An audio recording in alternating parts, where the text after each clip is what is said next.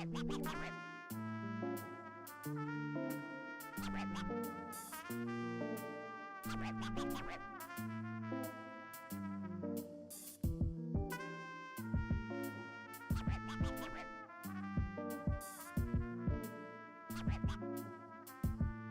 ¿A dónde está papi?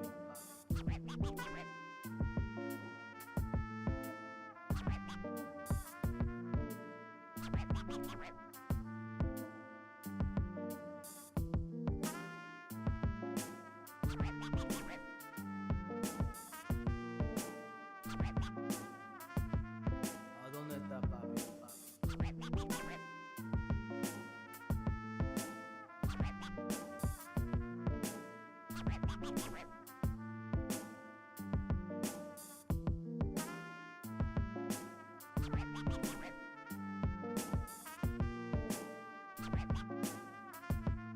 ¿A dónde está papi?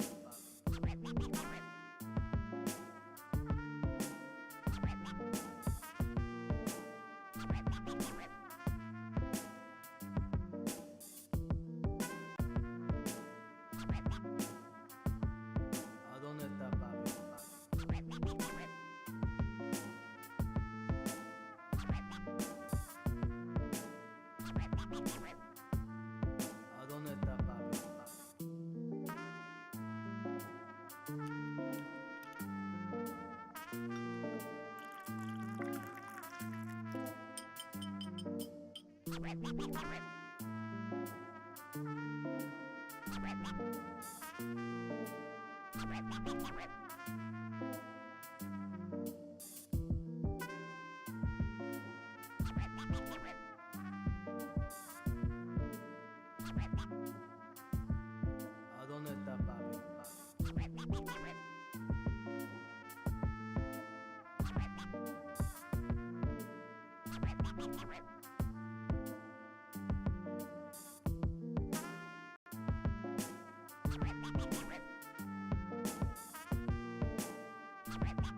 papi? ¿A dónde está papi? ¿A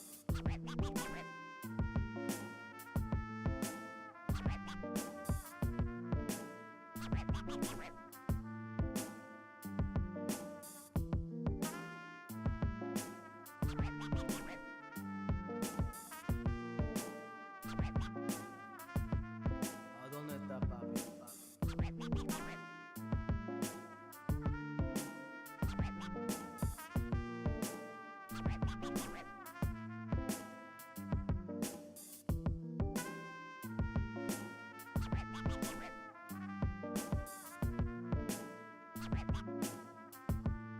¿A dónde está papi?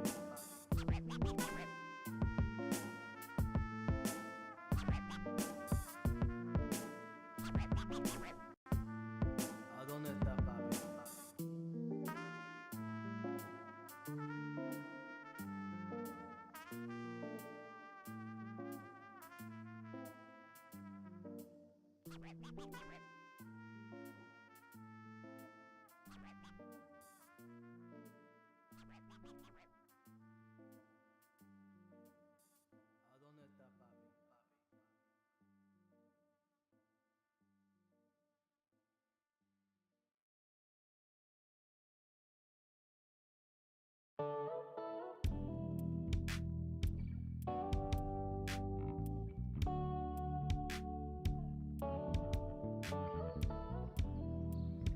Welcome to the Monday stream. I hope everyone's having an awesome Monday. Welcome, everybody.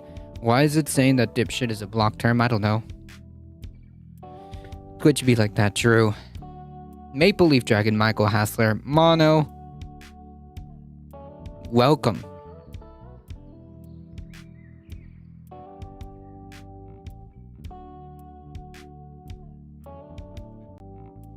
Currently, I'm not sure why it continues to play it. Okay.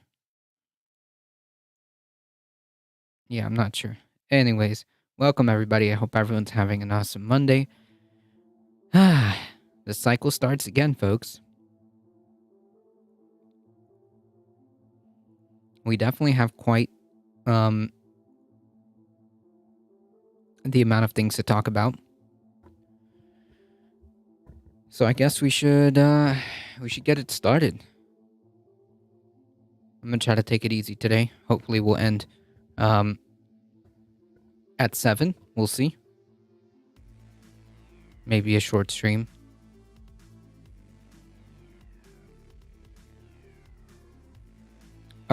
Michael Hassler, by the way, I haven't forgotten about the proposal. I think I might just go for it. I'll let you know after stream.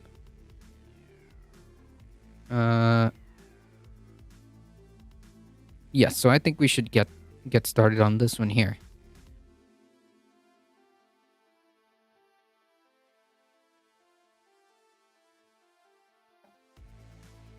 All right.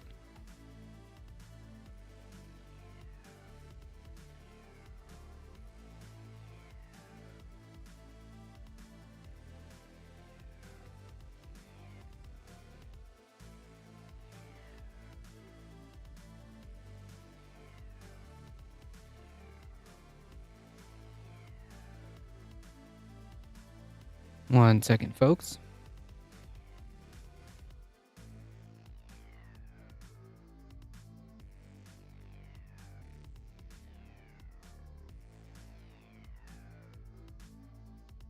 All right.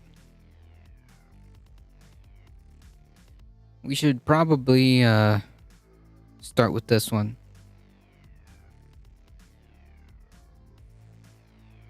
So just to give you like a 5-second backdrop as to what's happening here.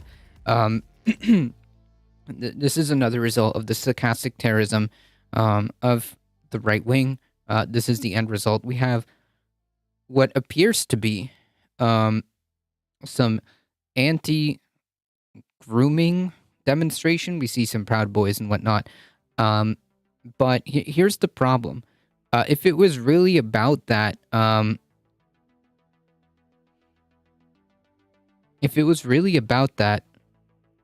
explain to me why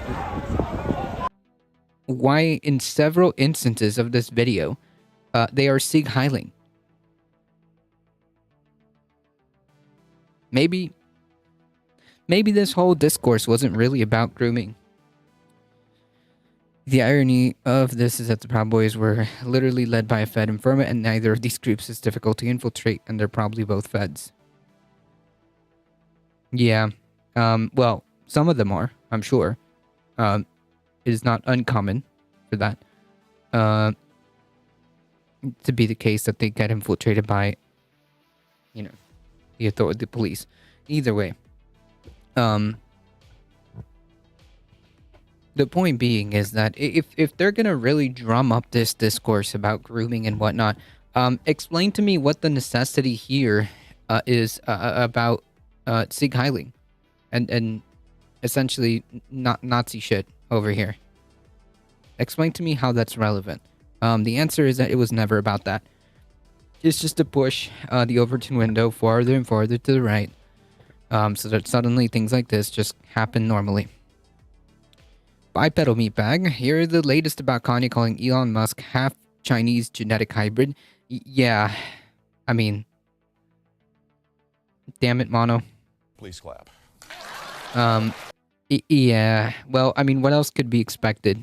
I mean, he is essentially a Nazi, so him making shit like making comments like this is yeah.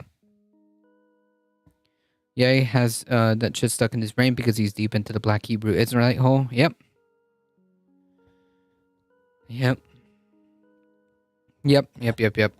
That's right, Mono. And then they just end up like being effectively like indistinguishable from like Nazi shit. I don't think he'll get his Twitter account back. No, he's not. No, he's not. I mean, the guy from the Daily Stormer got his account back, so that's cool. That's nice. Very, very cool. Very normal. Very normal stuff here at Twitter. Yeah, England.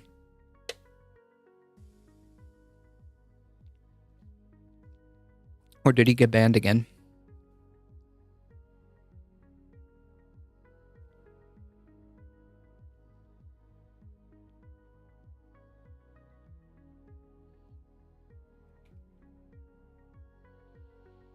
He hasn't done anything ban-worthy since getting his account back. Can't really ban him again. Well, I mean, maybe not unban him. Maybe not unban and just let like Nazi freaks out. I don't know. That's just my perspective.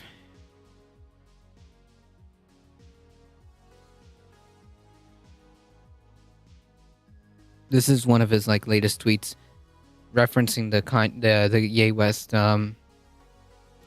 saying you love Hitler isn't even a big deal. No one cares about that. The man died 80 years ago. Tim Puddle's another DeSantis shill. Which also, by the way, Kanye said that DeSantis is some type of Jewish puppet or whatever. In regards to the whole like interview and whatnot with Alex Jones.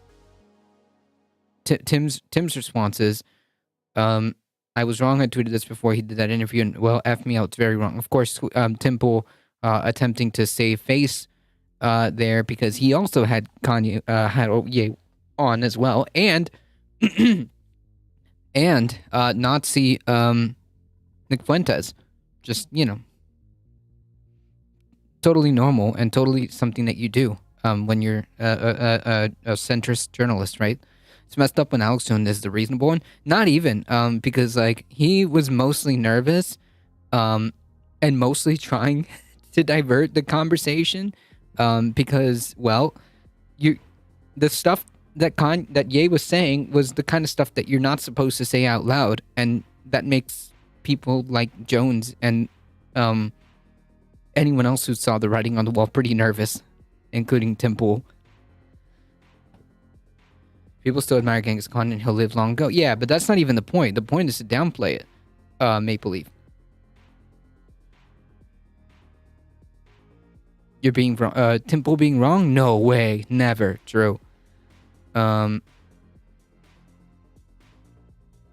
working with like 15 staff members. They probably automated it out. Yeah, but under Elon's approval.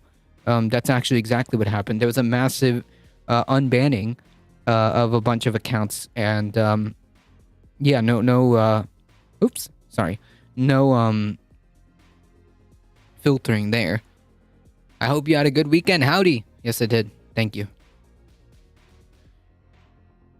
Like, mind you, in the context of what this is being said, Ye was saying that he's not on Team DeSantis because DeSantis is like a Jewish shill or some shit. Yeah. Yeah. Twitter went from almost 8,000 employees to less than 400. Jesus. Elon seeks approval from edgy shit posters, but not the funny ones, the ones almost a decade ago. Yeah, well. We have to put our heating on today. Oh, sheesh. I mean, it's kind of cold here. And by cold, I mean 40-something. 80 years may have passed since genocide is still wrong. Yeah, the point, exactly, Alio. The point is, it's not whether or not, the point being is that he's trying to downplay it. He even responded to Dave Rubin. No way. Can you please link that? Clearly just a fan, yeah. Can you please link that? Is that a tweet? Did he respond to Dave Rubin like a tweet? Please link that.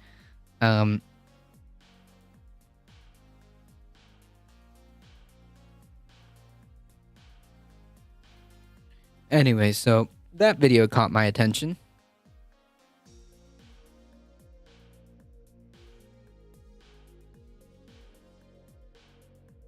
I scrolled up about a bit of every fifth post I see is not glad to see company sticking with Elon Musk, but the insertion rate is bananas at the moment.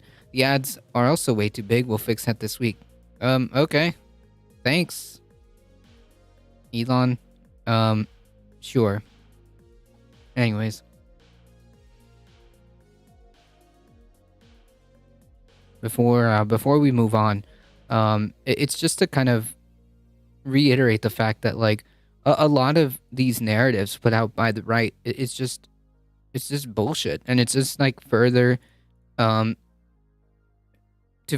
far right uh, the far right ideology. As you can see, they're literally pretending to protest about grooming and whatnot. And they're out there fucking Sieg Heiling. So yeah, it's not about that. Sub-Zero expected overnight. Sheesh. Hang tight. Apparently, about 70% of Elon's followers are bots. Yeah. Nazism to trigger the libs. There you go.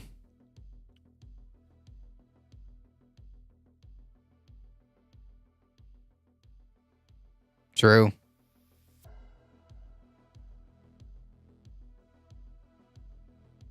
So all that intro to kind of just give you the picture of like where the state of the right wing is right now.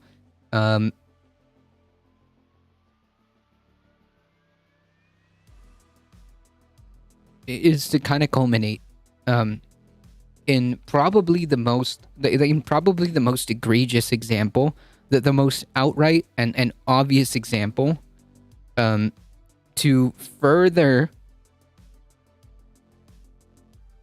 cement the idea that the Republican Party is just incompatible with democracy, period, full stop. Please, Mr. Elon, sir, please, sir. I need to suckle clout, sir. Please, sir. Elon, sir. Is culminated in this here.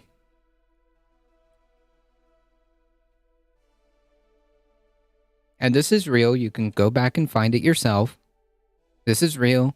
This is not edited in any way, shape, or form. Quote, so with the revelation of massive and widespread fraud and deception in working closely with big tech companies, I'm going to assume that he's referencing the Twitter leak, which ended up being not much at all.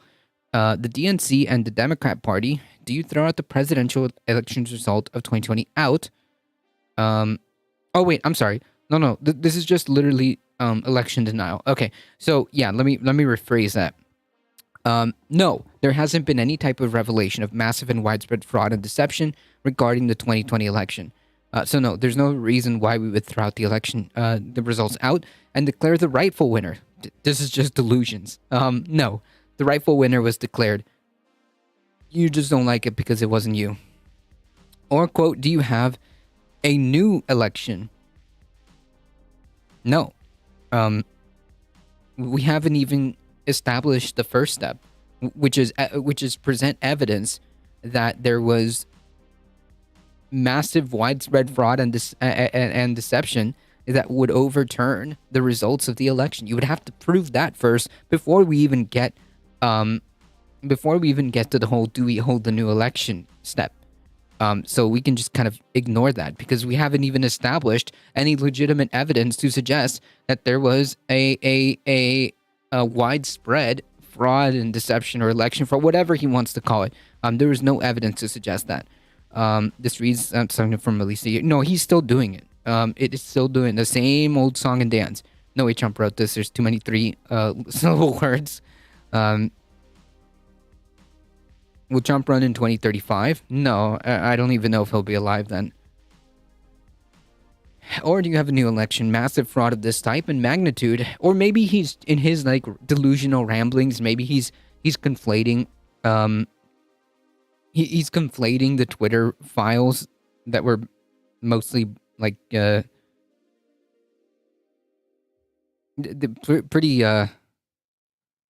milquetoast, if I do say so for myself, and some of them even misleading by Taibbi. But whatever, that's neither here nor there. Is he conflating like the Twitter files and trying to relate it to the 2020 election? I don't know. A massive fraud of this type and magnitude allows, pay attention folks, this is where it takes quite a turn. A massive fraud of this type and magnitude allows for the termination of all rules, regulations, and articles, even those found in the Constitution. No. No. True. No, they do not. So for all like the talk about freedom and democracy and the defense of the republic or whatever bullshit these fucking Republicans tell you, they actually don't believe in it. And I continue to stand by that statement, and I continue to provide evidence and example after example after example as to how that is true and in how many ways that is true. This guy, who is the current head of the Republican Party, who is absolutely the face of the Republican Party, I don't give a shit what anybody says. The Republican Party is mostly, completely, either attempting to perform Olympic levels of mental gymnastics to not address this or outright continue to support this person. So for me, it's the same shit. They're complicit. To me, it's the same shit. I see no difference. If you're not out there explicitly saying like, okay, I can't be a Republican anymore. This is just not tenable. You cannot be a Republican right now. You cannot be a part of the GOP right now. And be told that you care about democracy. It's just it can't be. It's untenable. It's an untenable position to say, yeah, I'm a Republican politician or whatever, and I believe in the Constitution and I believe in democracy, and I use that like, you know, in air quotes, but you get my point. You can't say that. Okay, people like Marco Rubio, people like Mitch McConnell, and all these other Republicans, spineless cowards, cannot say that they actually believe a word of what they mean when they talk about, freedom of speech, right? For all the freedom of speech talk, we have the leader of the party talking about how all of this apparent election fraud, which didn't happen, allows for the termination of all rules, regulations, and articles, even those found in the Constitution, like, the Bill of Rights, okay, which include the First Amendment, and for those also claiming to be super, like, how like conservatives, generally speaking, are the ones who are like who have a super hard on for the Second Amendment and all that. Well, they don't give a shit about that either, apparently.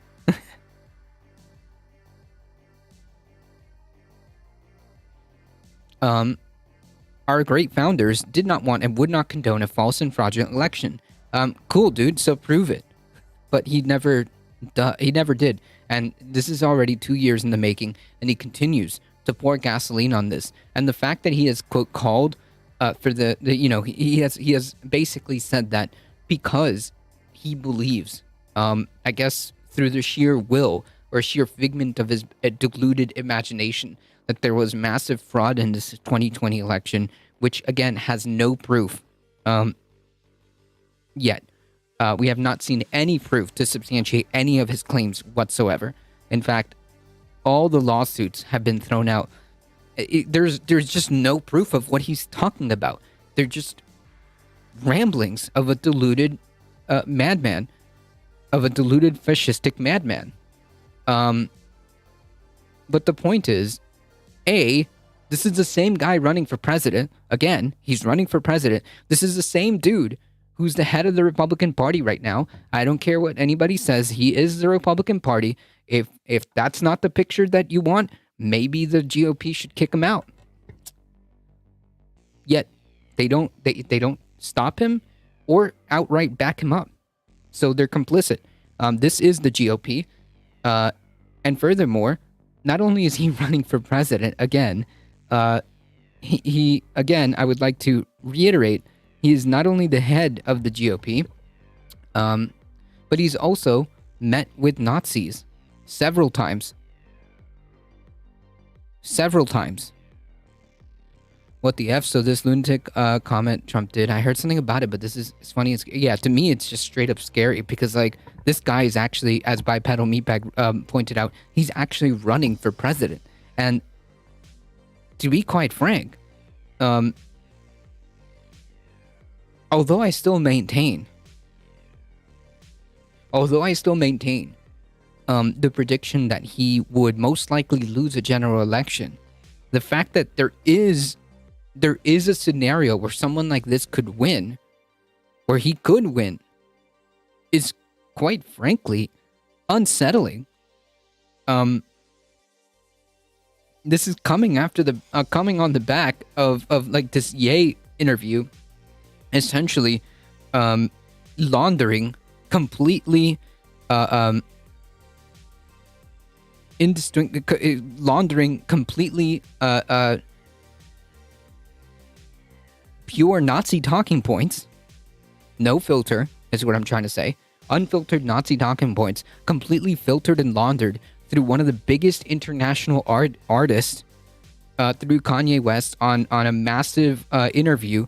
And not only that, he went on another massive platform with Tim Pool. He has been going around doing the circuits, podcast circuits, normalizing these Nazi talking points. And we've got this guy who's met with him several times. Yeah, I'm sure it'll improve next year. True. So I saw Giuliani testifying to setting up all the roadblocks in the court cases. Yeah, sure. I mean, yeah, that's the name of the game. If you don't have an argument, you gotta attack the process. So yeah, you're gonna have to set up whatever roadblocks and delays. But at the end of the day,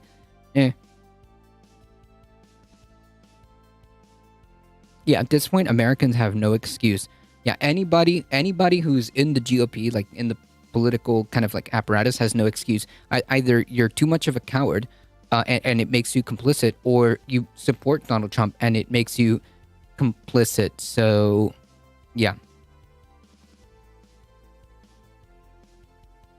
I'm being gaslighted by who? Who am I being gaslighted by?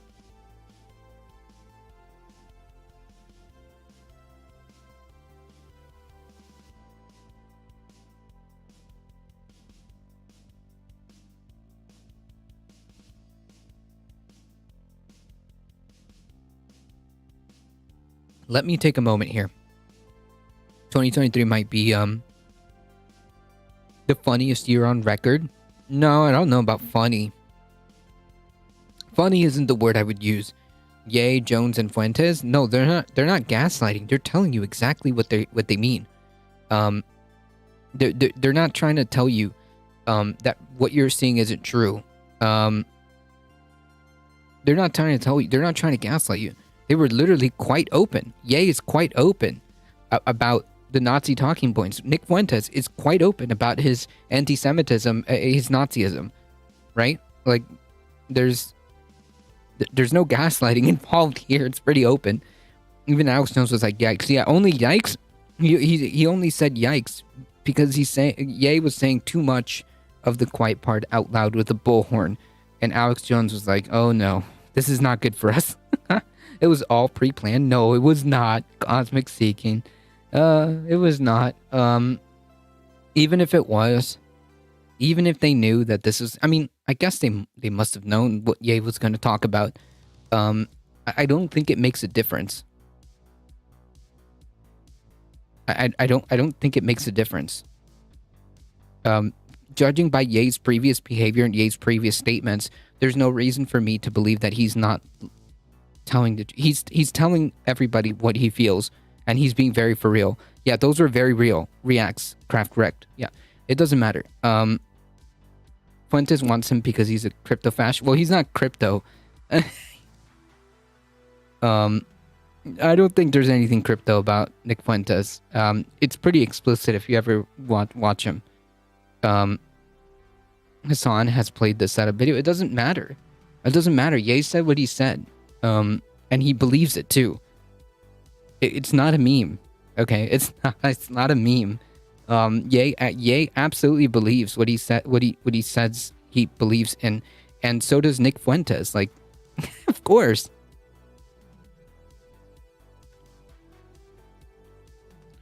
Counts as crypto because when he's IRL farting around with America First adjacent Republicans, he plays it down. Yeah, I guess. His streams are different. Yeah. I mean, if you listen to his actual show, it's pretty obvious.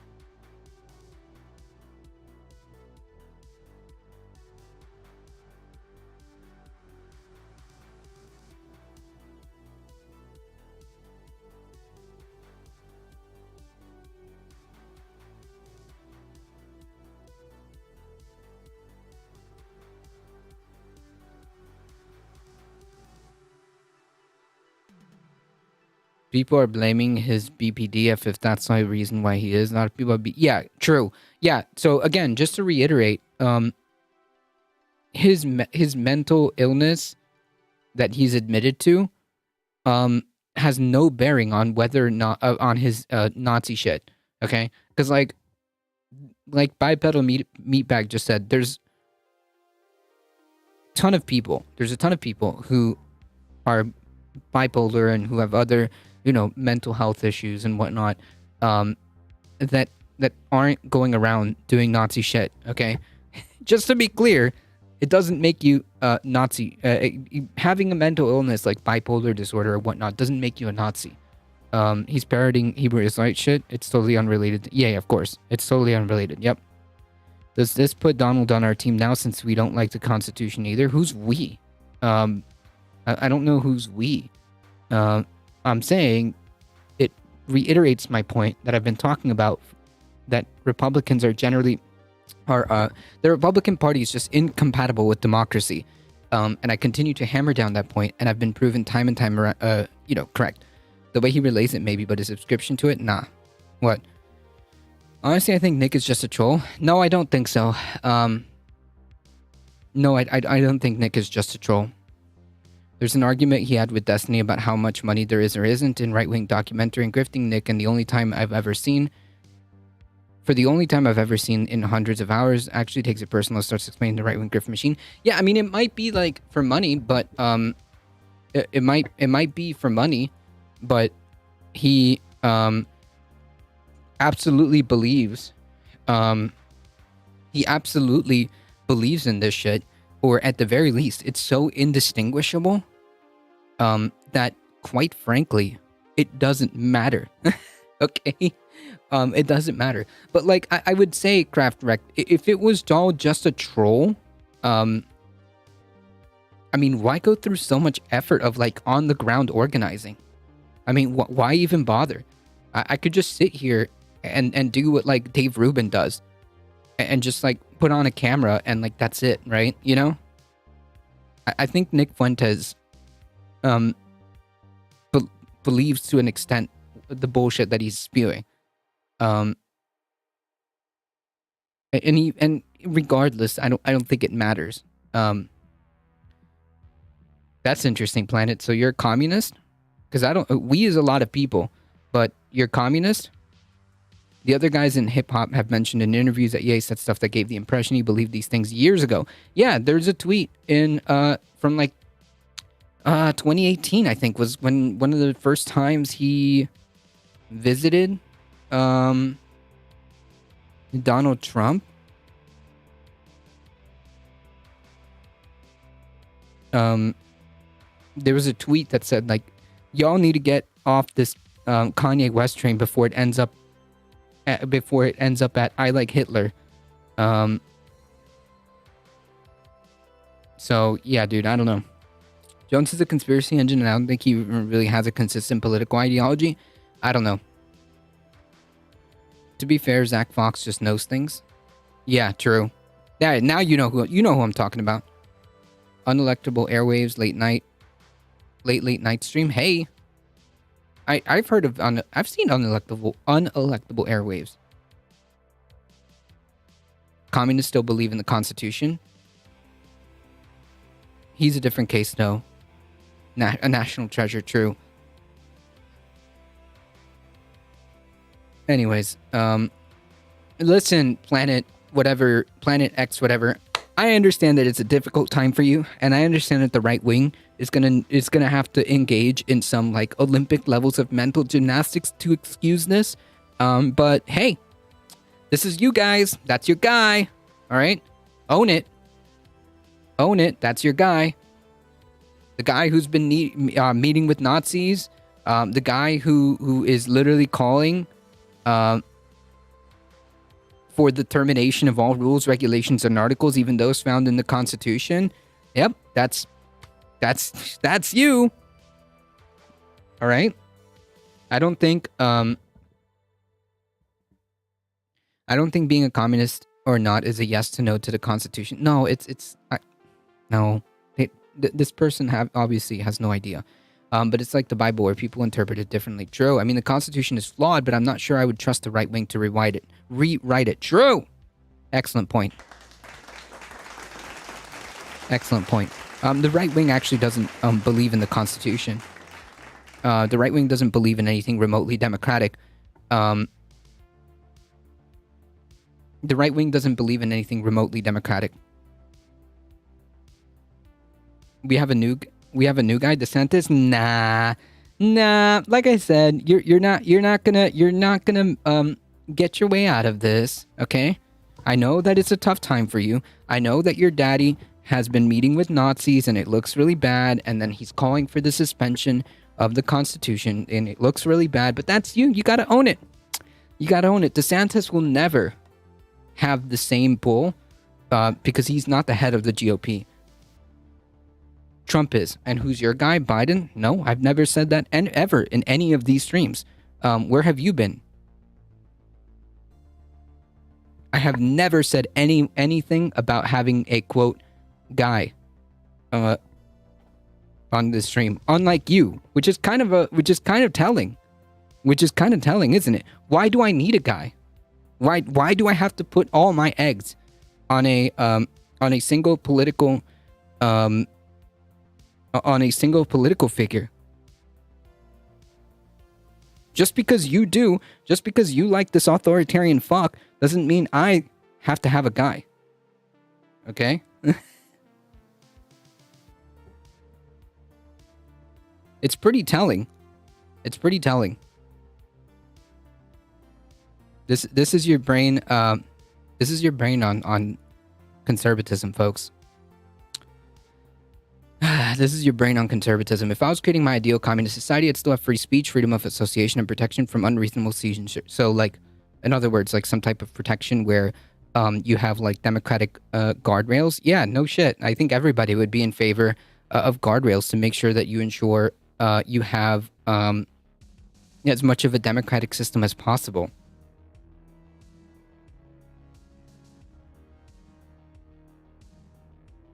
Yeah, politicians are not a sports team. Right, which is very telling. The fact that you're even like engaging in these type of in this type of behavior is incredibly telling. Oh yeah, who's your guy? What do you mean? Politicians are politicians. What do you mean? Why do you have a guy? Why does the GOP have a guy? That's kind of strange. And why is their guy calling for the termination of the Constitution? Personally, my guy is Beto, but only when he is a member of the cult of the dead. Now, true. Trump has been out of office for 2 years. Look at your screen. Who's the crazy here? Pretty much, I think that's telling. Who's running for president again? Did you forget? Are you okay, Planet? Is everything going all right? Are you aware that Donald Trump is running for president again? Or did you forget that? Or is that just convenient as part of your intense amount of like copium? Like, I know that the right wing has been on some superhuman levels of copium, recently. But you do know that he's running for president, right? You do know that he's running for president, right? I'm just making sure that you're aware of that, right? I have issues in policy, as I agree with, and quote, my guy is whoever I believe is going to best serve those issues and try to implement those policies. I mean, like, yeah, basically, like, it's more of a strategic tool, kind of. It's more of a strategic tool at this point. But I agree with you.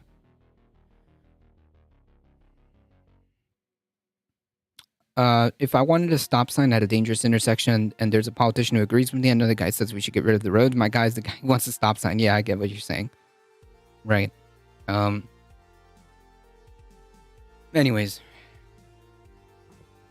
Kind of interesting. I guess Planet lives in another planet because they either didn't know or are being very dishonest, thinking that what you didn't know Trump was running for president. That's why this is relevant. Like I said, I know the right is on superhuman levels of copium as of right now, but Jesus Christ.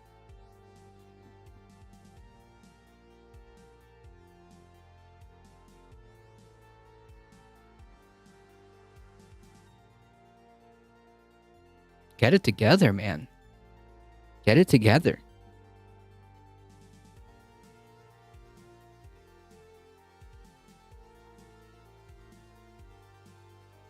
Well, I hate to say it, but Twitter is being exposed for pushing a narrative when it comes to politics. We all know I dislike Trump, but we have to admit the bias reporting everywhere. Well, I'm not sure what that means. You mean like the Twitter documents? A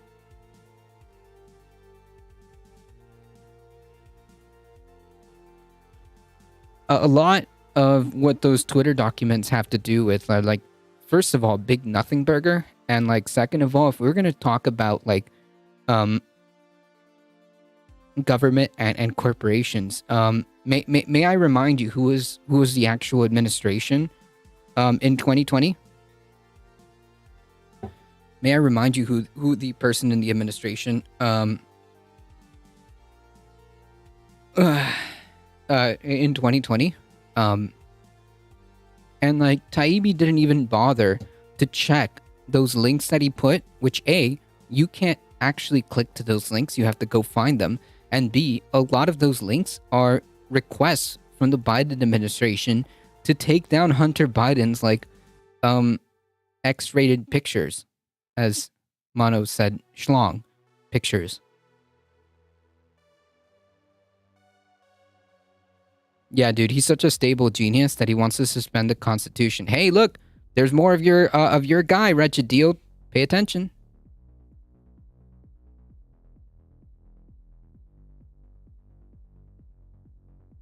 I think we're being stun locked. It's okay.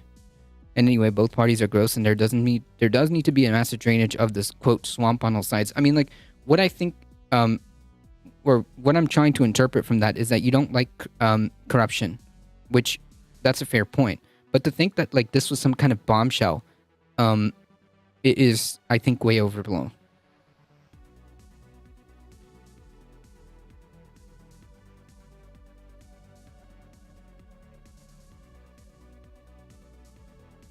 I'm not surprised at all. I mean, like, wow, dude. Yeah.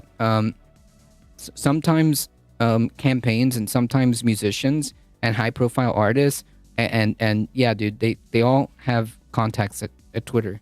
I don't know. Like, it's yeah, it happens. Especially when it comes to like, you know, pictures of your son's schlong on the internet.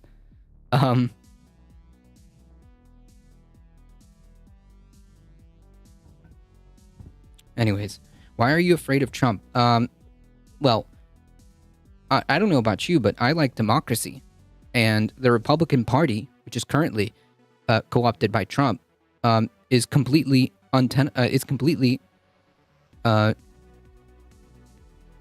incompatible with democracy.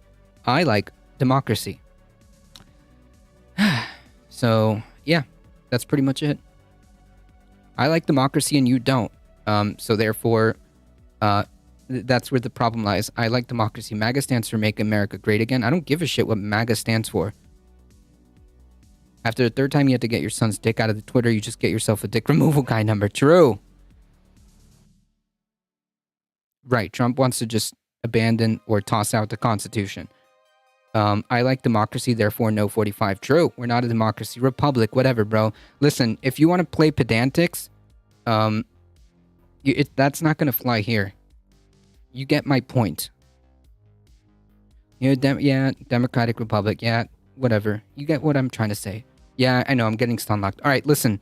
Planet, you like to be a clown here, but we got to get a move on. All right? Enough of your clowniness. Trump and the current GOP is scary, not because of who he is, but the blatant disregard for a democracy is really an oligarchy. Right. Yeah, good. Fuck off. Excellent. Fuck off.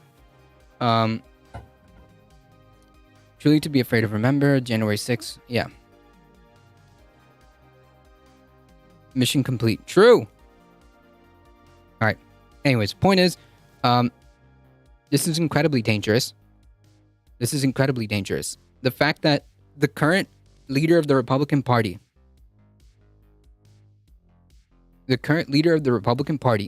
and current runner for 2024 is openly calling under this circumstance to essentially yeet out whatever semblance of democratic norms that we have, whatever semblance of that, even if it's a facade, I don't care. The point is to illustrate that the Republican Party fundamentally doesn't believe in democracy, because at any given point, they are willing to yeet any move towards any move or institution that is close to democracy or anything remotely democratic. They're willing to yeet it if it doesn't serve or if it doesn't go their way. That's it. Simple as that. DeSantis will save you. Nah, fuck him. And fuck you for even suggesting that. Honestly, listen, bro, at this point, if you can't see the writing on the wall, I can't help you. Okay? At this point, if you can't see the writing on the wall, then you're just excusing this rapidly gaining steam a train, this train that is rapidly gaining steam of fascism. That's it. You're just simply okay with it at this point. So, I mean, I don't care. Yeah, I know. Streamer doesn't know what a train is. Yes, whatever. Words are hard, okay? Words are hard.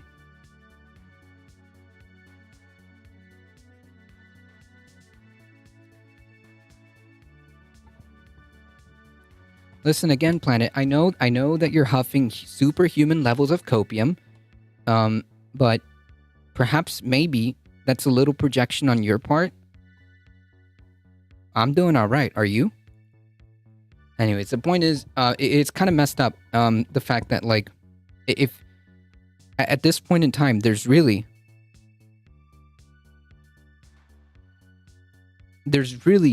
no excuse at this point in time. Okay?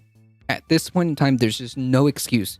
The Republican Party is just simply incompatible with democracy. That's it. It's simple as that. I don't have Trump derangement syndrome. Hey, Planet, really quickly. You're gonna have to answer this question. All right? Let's see how good faith you are. You do know that Donald Trump is running for president, right? Yes or no?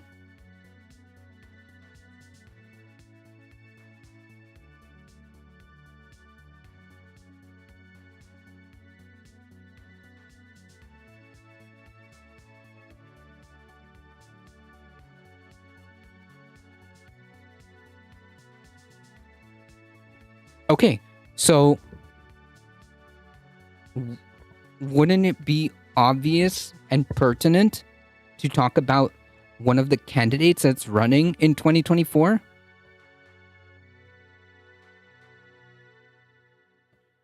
Wouldn't it be pertinent and obvious that in a political channel you would be talking about a candidate in the 2024 election?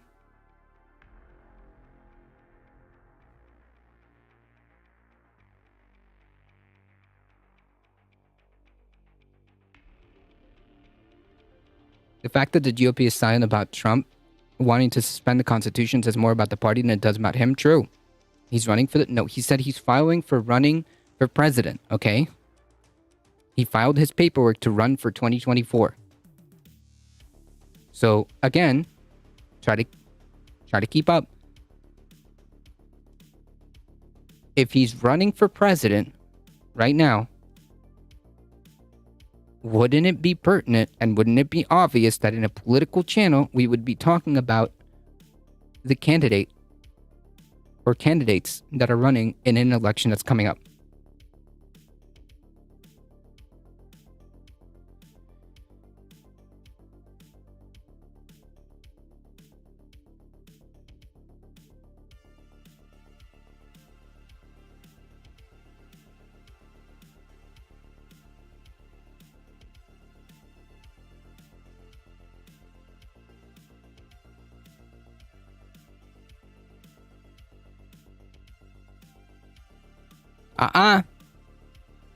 You're avoiding the question. Last time, as a candidate in the 2024 election, wouldn't it be obvious and wouldn't it be pertinent to be talking about the recent events of said candidate that's happening in an election that's going on next year? Or 2 years from now, whatever.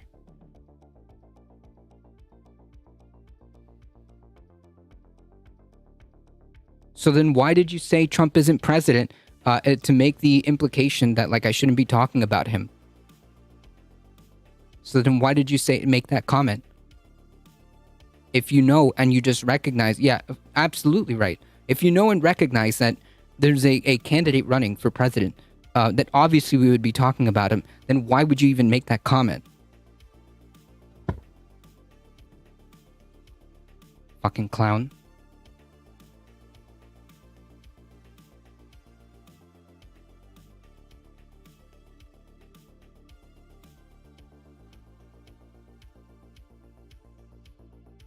Anyways, TLDR, this should be very alarming. This should be ringing all the alarm bells.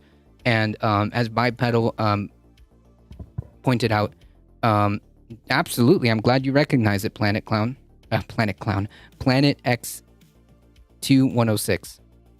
I'm glad you recognize it.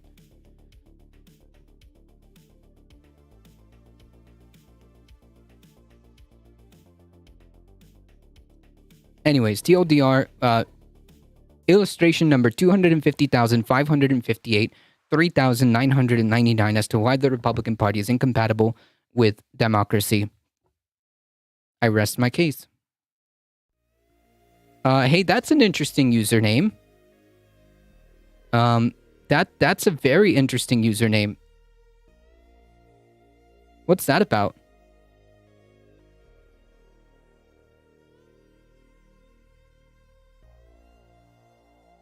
VW account made the 10th of April. Do you think Trump is a better option than Biden for national security regarding China and Russia? No, Trump isn't a better option in any way, shape, or form. Trump is an authoritarian piece of shit. Fuck him. I don't even know why you would even ask that question.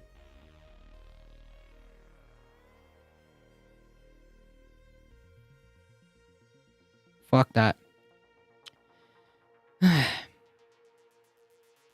There's no reason at this point, after reading this, that you would ever come to the conclusion that you should vote for Trump, right? Like, at this point, like I said, there's just no excuse. There's just no excuse.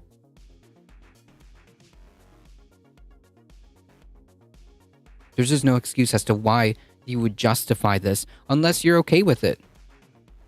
Unless you're okay with it.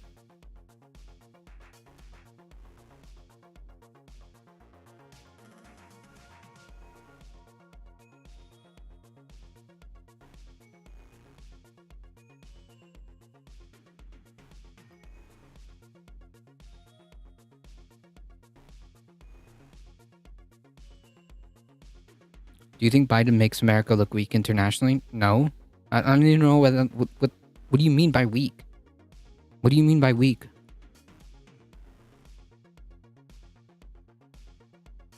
Do you think Trump is a better option than Biden for the economy? No. What? On what planet? No. On what planet?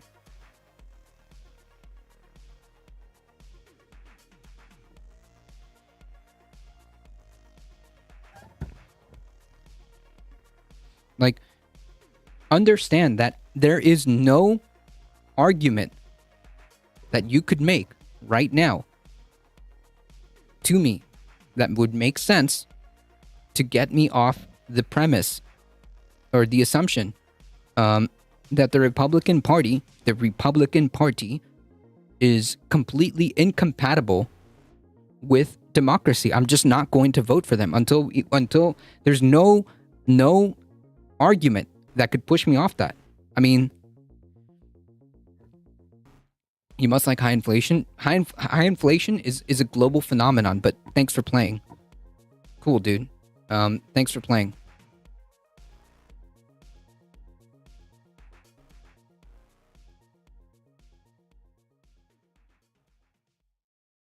Nice try.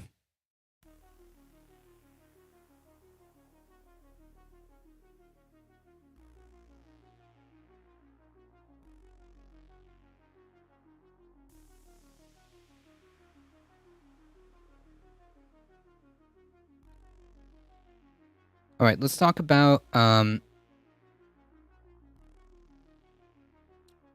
labor. Some actual like important stuff to talk about. Lawmakers dodged a major railroad strike before the holidays. Why are progressives so mad?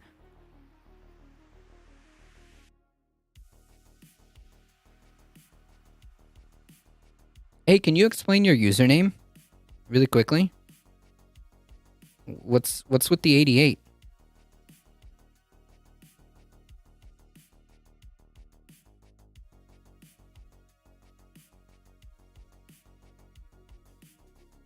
What's with the 88?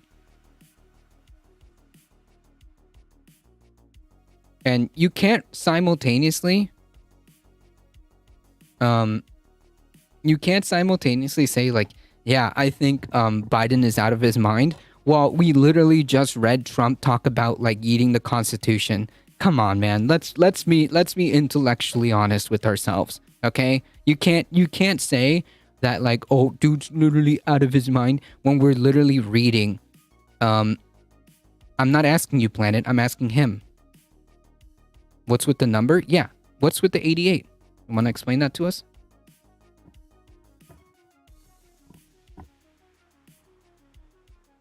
I think it means Hail Kanye. Jesus Christ.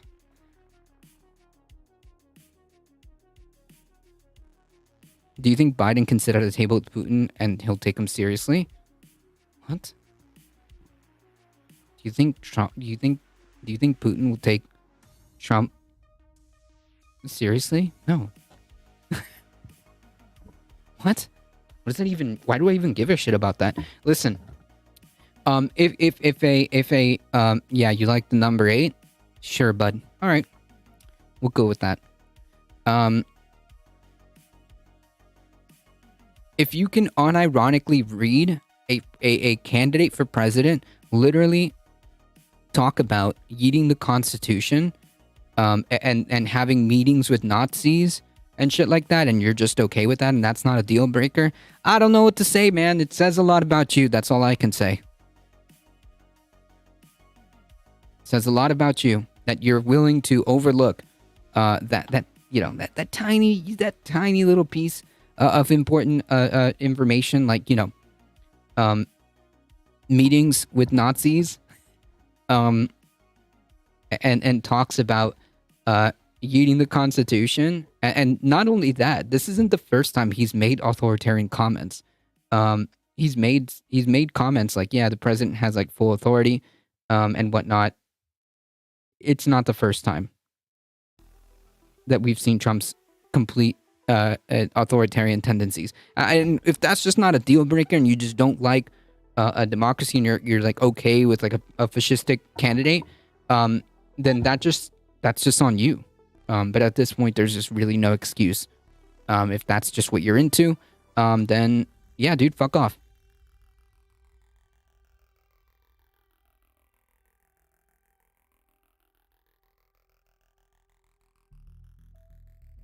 Easy peasy. Easy as that. People like you will always lose in the end. People like you will always lose in the end. Just know that. Lawmakers dodge a major railway strike just before the holidays. Why are progressives so mad? Biden signed a bill imposing the negotiation brokered by his administration earlier this year, making it illegal for railroad workers to strike. Yeah, that's kind of effed up. That's effed up. The legislation came under a week ahead of the December 9 deadline, which after a potential railroad strike would have crippling effect on the economy and industry as a whole during the year's busiest shopping season. During the signing ceremony, imagine having the audacity to have a signing ceremony over this shit. Imagine. Biden hailed the deal, saying it ends a difficult rail dispute and helps our nation avoid of what's coming to what have been an economic catastrophe and a very bad time at the calendar. In other words, this is a tacit admission that he's had to take this move because the workers actually are the ones who run this shit. And that, according to Biden, his only play was to undercut them. So, cool. Nice. Very good. But he also acknowledged the growing frustration within his party's progressive wing, who see the legislative mandate as mandated contract as both insufficient for workers as well as undue federal interference. I know this bill doesn't have paid sick leave for the rail workers, and frankly, every worker in America deserves it. So then, why didn't Biden call on Congress, at that exact point to say, hey, if we're gonna have to intervene, then why not favor the workers? If you're such a pro-labor president and you're such a pro-union president, then why, if Congress had to interfere, why didn't he ask Congress to interfere on behalf of the workers?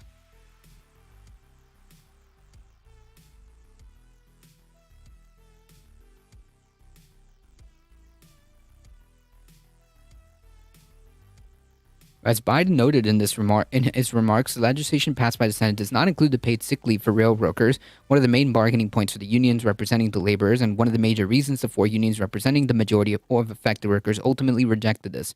So, yeah, like the majority of workers essentially rejected this because the problem wasn't the fact that they were going to get a nice pay boost. The problem was the quality of life. The problem was that they didn't have good scheduling, good amount of paid sick leaves. And a good system of how to use them, okay? That was the problem. The fundamental core of the issue has not been addressed, essentially, and this is what has been essentially effectively forced on these workers, and I don't think that's right. I don't think that's right. I don't think what the Congress did here is correct, and unfortunately,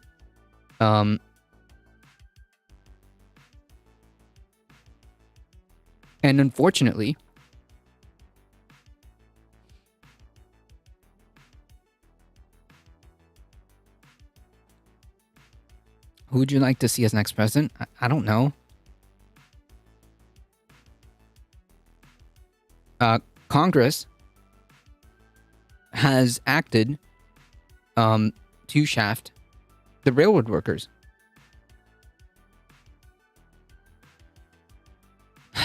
And this is all, by the way, over a fight. Oh, sorry. God, my train of thought just went, whew. And unfortunately, this is going to have ramifications electorally.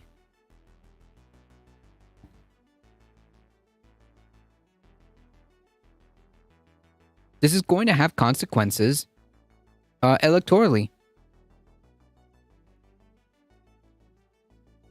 After Congress failed, but aren't the GOP and the Senate the ones that voted it down? Yes, that's true. Absolutely. But the issue isn't because the GOP is, again, not labor's friend. They never were. We can already by default know that the GOP, the conservatives, the Republican Party doesn't give a shit about labor. They don't. How are we giving them the pass? We're not. We're not. We're absolutely not. They already don't give a shit about labor. So why so it's their fault. In part, yes, but the problem that I'm having is that the Democratic Party could have put all of this into one bill and included, because they had the House majority, right? They had the House majority, so they could have put all of this in one bill with the paid sick leave, send it over to the Senate. The Republicans would have to shoot it down. It wouldn't pass, and then it would essentially give labor the breathing room and to strike, because they would be able to strike. Instead, now this deal has been forced upon them, which they really didn't want, all for the sake of bipartisanship, and this for the sake of saying we did something about it. That's the issue. That's the issue. Um, by default, yes, of course, the Republicans were always going to vote it down. So if they were always going to vote it down, why did the Democratic Party make that two separate things, two separate votes, instead of just putting it all at the same time? That's my criticism.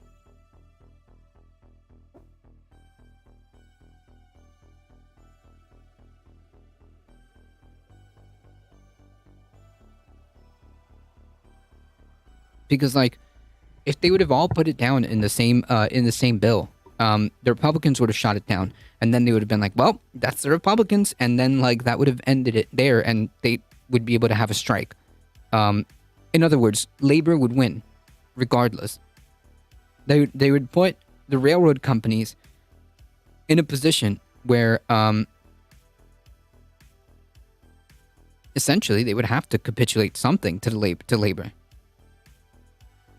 Right? Because either it's the Republicans' fault for shooting it down, or labor strikes. That's it.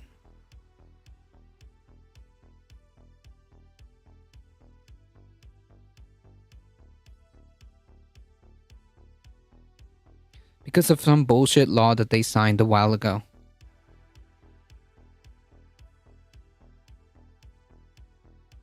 Because of some bullshit law that they signed a while ago. So like that's kind of like the reason why I'm pretty frustrated, leftist best. I mean, if I'm wrong, let me know. But I think that if they would have put all of this in one bill and forced it to get torpedoed, then labor would strike and still they would have the leverage, right? Essentially what I'm angry about is that essentially the Democratic Party took away any leverage that labor had.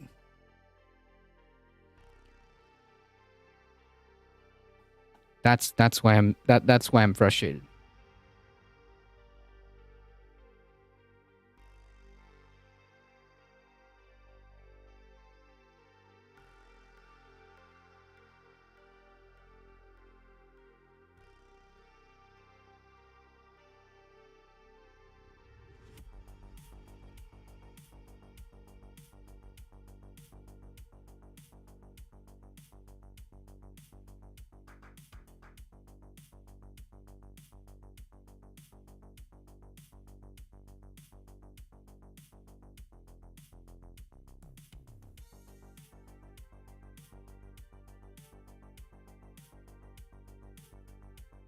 Cold War?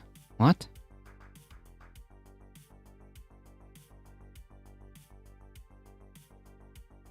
Anyways, after Congress failed to approve a measure that would have added mandatory sick leave to the legislation, Bernie Sanders, one of the lawmakers leading the Senate side of the effort, wrote in a statement that he was disappointed in the laws and called out, though not by name, West Virginia's Joe Manchin as the sole Democrat who did not vote for the amendment, which is also like freaking embarrassing, dude. Holy shit. The struggle is not over. At a time of record-breaking profits for the rail industry, it's disgraceful that railroad workers do not have a single day of paid sick leave.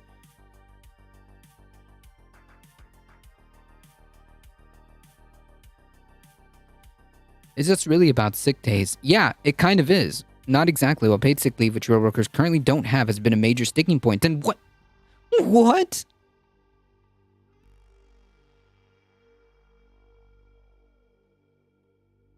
The only reason this entire thing even happened was this article.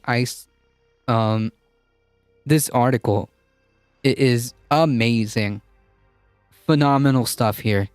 I would kick Joe out of the party and start a new Congress. Yeah, well, you know. I don't know how that even would work. No, this is fundamentally the problem here. That's the only reason they were threatening to strike in the first place.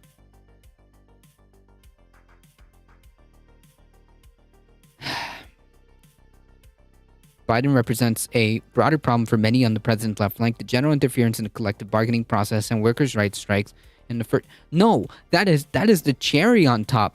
This article has it all wrong. That is the cherry on top. The fact that the Biden administration, not only did they interfere, but they interfered effectively on the railroad company's side, while simultaneously claiming that he's a pro-labor and pro-union president. That's the problem here. That's the cherry on top. But none of this would have happened. None of this would have happened if the railroad companies, who have made record profits, would have given their workers proper treatment. Would have treated them with dignity.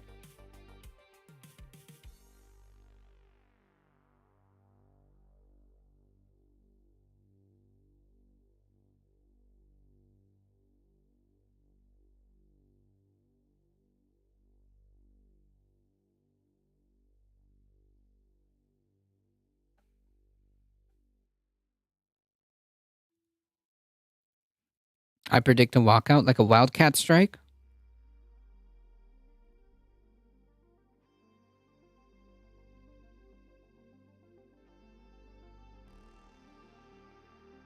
This frustration hinted at a statement from the Smart TD Railroad Union, one of the largest unions, which had previously rejected the White House negotiated contract as prescribed by the commercial clause of the U.S. Constitution. The Smart Transportation Division acknowledges the ability of Congress to legally impose the tentative rail, blah, blah, blah, blah. While it is unfortunate that our members are not able to approve the agreement in which they work under, we thank the President for the Senate leadership and cabinet members who support the negotiating table on the floor of Congress and attempt to achieve more for our members, right? Because, again, what they wanted was that paid sick leave.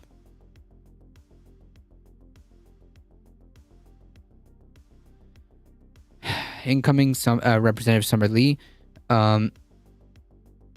said, quote, if POTUS is going to intervene in workers' collective bargaining, then it should be to deliver on the basic demands of workers, not the corporate robber barons. True.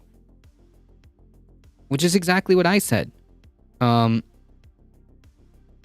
Which is exactly what I said. If there's going to be a scenario where Congress has to intervene, then they should threaten to intervene on behalf of the workers. They should tell the railroad companies, listen, no, no. If we're gonna get involved, if we're gonna get involved, it's gonna be to the benefit of workers. Period. If the railroad workers strike, it'll certainly trigger a general strike, maybe. I want the railroad workers to strike, but it would give complete control of the economy to rail companies, so they want to kick the U.S. economy into depression, and all they have to do is not give in to the strikers, and another fail for capitalism, in my opinion. I don't know. I think they're very scared about some type of strike because it would cut into their profits. A strike, a strike with all those railroad unions and whatnot would be devastating to the railroad companies. I think there's a reason why the railroad companies are literally deploying everything that they had up to and including running out the clock and hoping that Congress would intervene on their behalf, which they did. I don't know. I think that they would definitely want to avoid a strike. Maybe I'm wrong. Maybe you're right. I don't know. But that's just the way I see things. If all the railroad workers should quit, when the railroads inevitably rehire them, demand sick days, so like a wildcat strike. Who knows? Who knows if that's going to end up being the case? And if it is the case that the railroad workers end up striking anyways,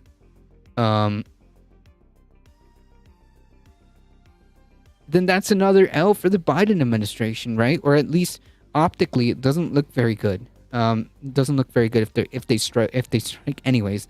They should have just intervened. Meaning, like, if they had to intervene, they should have done it on behalf of the workers anyways. That would have been the only play. Technically, not a strike. They could just can't arrest them. Oh, okay. So you're saying like to quit?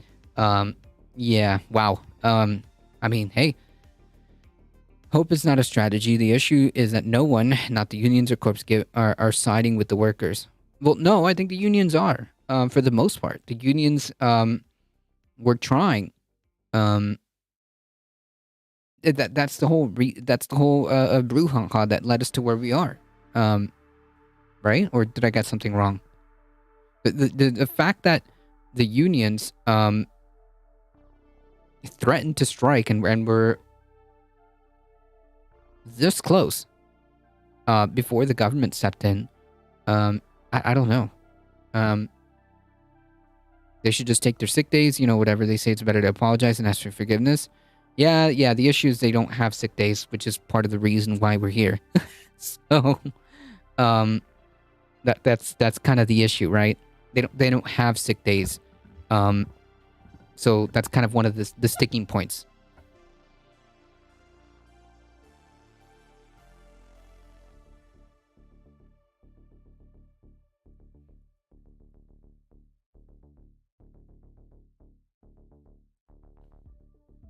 Just don't go to work. Yeah, so a strike. Yeah, so a strike. Yes.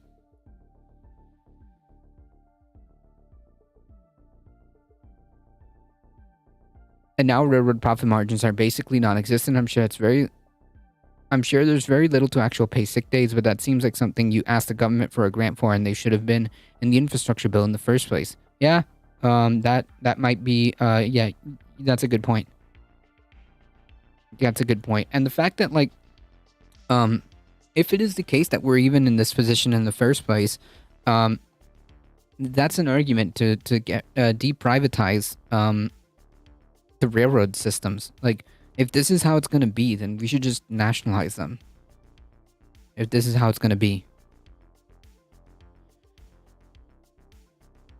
Like there's no subway or bus line or ferry elevator train that makes a profit. It's a service. Yeah. So yeah, if it's gonna be like this, then maybe just nationalize it. We subsidize it because we need it. Yep. In the LA Times, a business columnist, yes, true, laid bare the underlying issue, acknowledging that a rail strike would very well have dire consequences for the U.S. economy and millions of households ahead of the holidays. Meaning like capitalism is going to be less capitalism. Okay. The whole point of strikes is to impose economic pain to generate pressure for settlement. This is almost the only leverage an organized labor enjoys. It's a categoric error to interpret that leverage as something that absolves employers of their responsibilities to negotiate fairly. In other words, while the government may legally be allowed to force negotiating parties to abide by this unapproved contract, doing so essentially denies the workers their sole point of leverage. True. Federal contract, why not nationalize? Yeah, sure. If it's going to be like this, why not just nationalize them? Right, we subsidize farmers because we need them. They've been pretty tight-lipped about their moves. If they do strike, it may come as a surprise. Not a bad idea to stock up the supplies if you can, just in case. Maybe ground level news. Welcome. Maybe. We'll see. The railroads that are getting profits out of the wazoo, the reason they don't concede any worker demands, they'll cut into the rate increase their profits. True, which is the name of the game, Maple Leaf. We subsidize teachers and public hospitals. Why not the railroads? Those are literal lifelines of our country. Yeah, like I said, if it's going to be like this, F them, nationalize them. Don't care.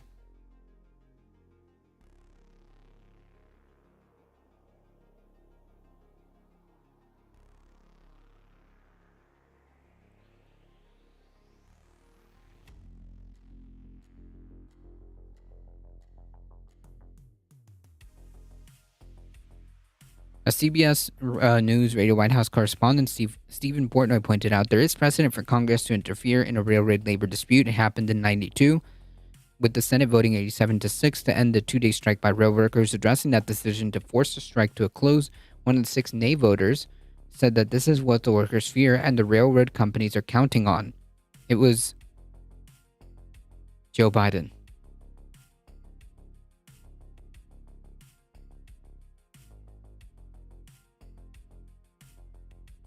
Hey, Sony Progressive. The British rails are going on strike in Christmas. Nice. If they don't strike now, they'll lose any future negotiation power. I'd be surprised if they let this go. Maybe. transporting goods doesn't have the profit margins you think it does. It's such an efficient industry. Um, the competitive pricing is measured in fractions of percent. Sure, they make millions and millions of dollars, but they also spend billions and billions of dollars. Right, but like what we're talking about is profit, not what they come in versus what they expend. What they spend, it's profit. Um, if they're experiencing record profits, and yeah, that's no excuse as to why you can't afford some basic necessities for your workers, like I don't know, paid sick leave, making sure that conditions are safe so that your workers aren't like on call 365 24/7. um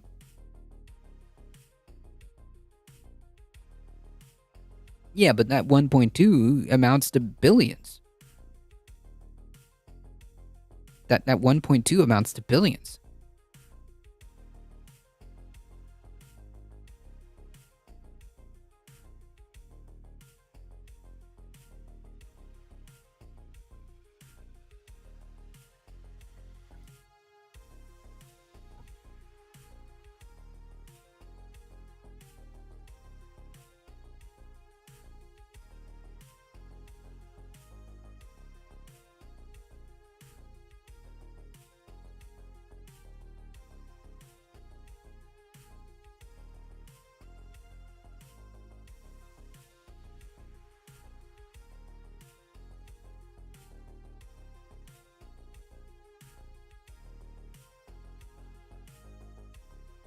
I don't know. Their profits seem to be doing just fine. The railroads are USA's most profitable industry. Today's management regularly spends up to 10 billion on share repurchases, stock buybacks. Um, I mean, just quick. BNSF Railway, which is part of the which is part of like the dispute here, 23 billion, 21 billion. I mean, sorry, this is revenue. Hold on, sorry, this is revenue. This is revenue. This is revenue.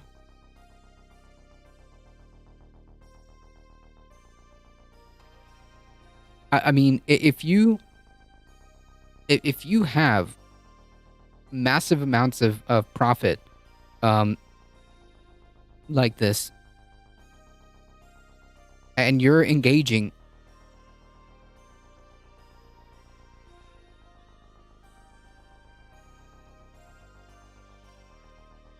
in stock buybacks, then you can absolutely afford to pay your workers correctly or hire more.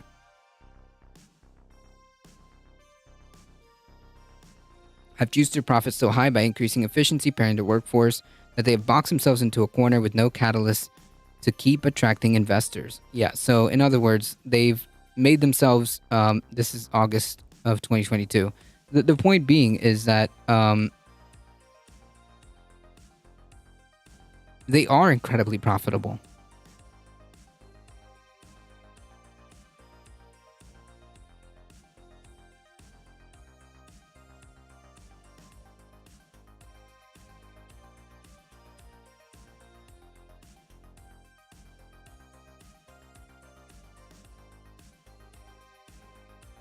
They are incredibly profitable.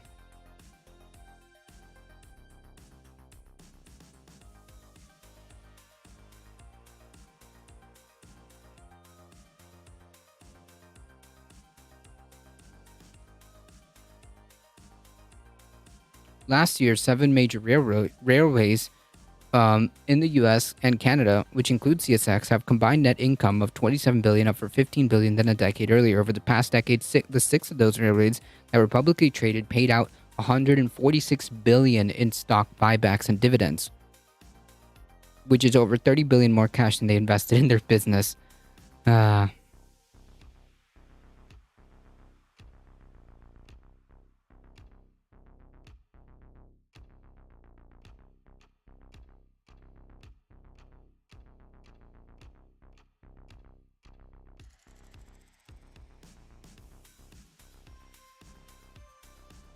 You can send it to me via whispers. Enough to spaz. Yeah, profit margin. I saw that was like 50 over 50% too. We just went over that Google search. Stock buybacks equal we have too much liquid capital and we have nothing better to do in our opinion to do with it. Yeah, yeah.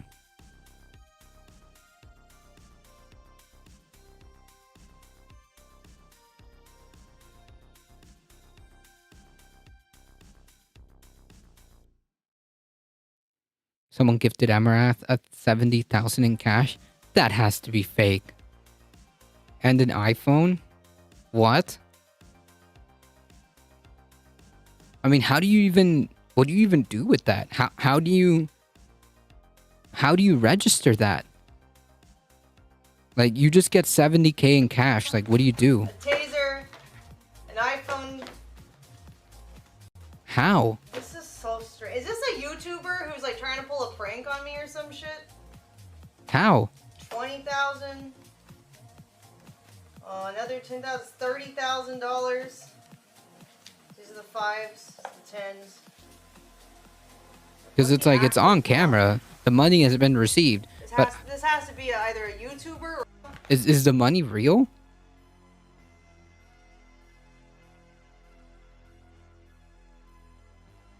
Apparently it is. I didn't want to mention it until cash was in a bank. Okay. Jesus.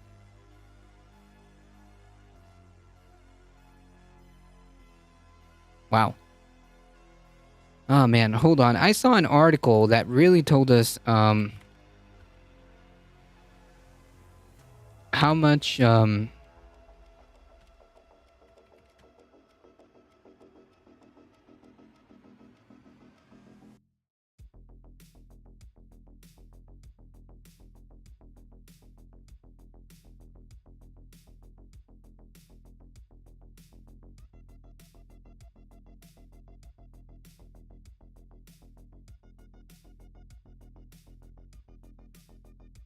oh man, there is definitely an article that gave us an idea of how much they were making in profits. It was a lot.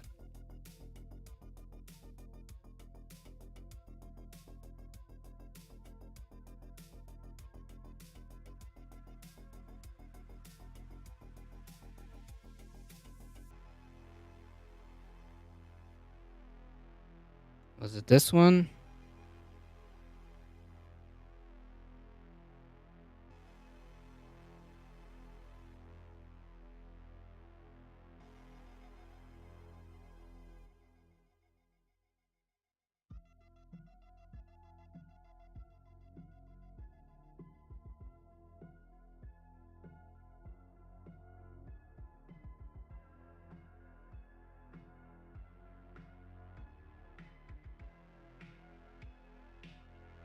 Warren Buffett, the owner of the railway, our BNSF Railway Company, became 1.3 billion richer yesterday.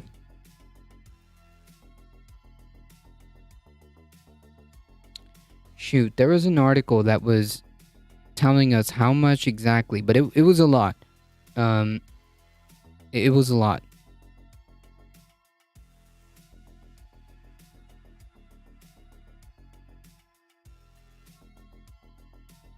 And doesn't take it from a cash leak, mishandling, hooking up the wrong care, accidents with workers. Nah, but I'm talking about profit. I'm talking about pure profit. I remember on several occasions or several articles reading how much profit they made. It was a lot.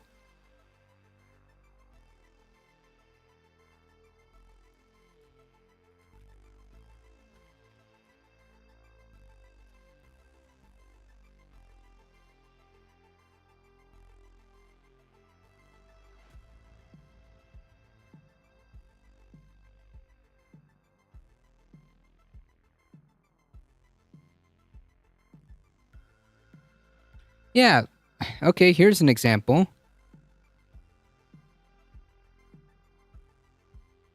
BNSF Records reports record 2021 profits days after obtaining the anti-strike injunction.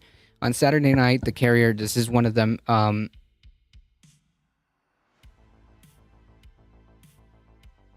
yeah, hold on, I got you. Stop it, Twitch. Hold on. There we go. On Saturday, Freya, blah, blah, blah, the company's operating income was for the year was 8.8 billion, which represented a significant 13.3%.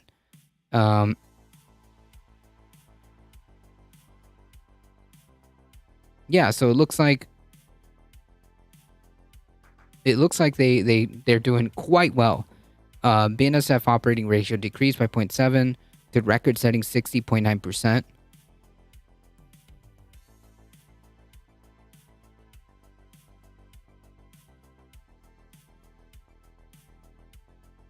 Yeah, so we don't care about operating costs or whatever. The point being is that they're reporting record profits, all of them probably in the low billions, so they're going to be okay. It would be nice if most articles weren't behind paywalls. True. It might be considered tipped income and not a gift. It depends, because especially here, especially if it's like deposited in a bank account and there's like, I don't know, video evidence. The best way to avoid taxes: file and don't pay. Move after 3 years and don't talk to anyone from the IRS for 7. That's the CSDD, the statute of limitations, is unless it's criminal. What? And the IRS cannot look you up specifically. Uses a thing called ACS, the automatic collection system, is sent to the database that spits out random people every day, and then those people are audited. If nothing looks weird, then you shred it. Unless you've been charged with a crime or are under federal investigation for a financial crime and there's a warrant, the IRS can't just look up a specific person. Agents can't even look themselves up. No way. Yeah, I wouldn't put that on stream since the IRS knows. Yeah, and for more tips, follow my Insta.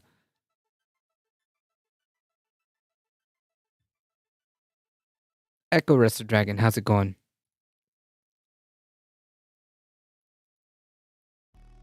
That's funny.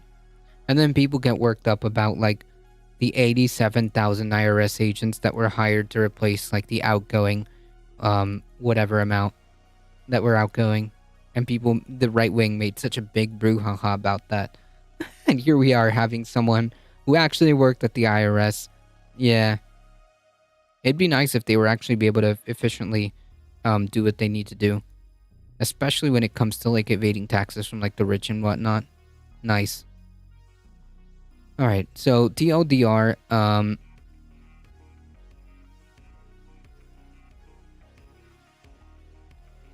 it shows that they're all cheating on their taxes.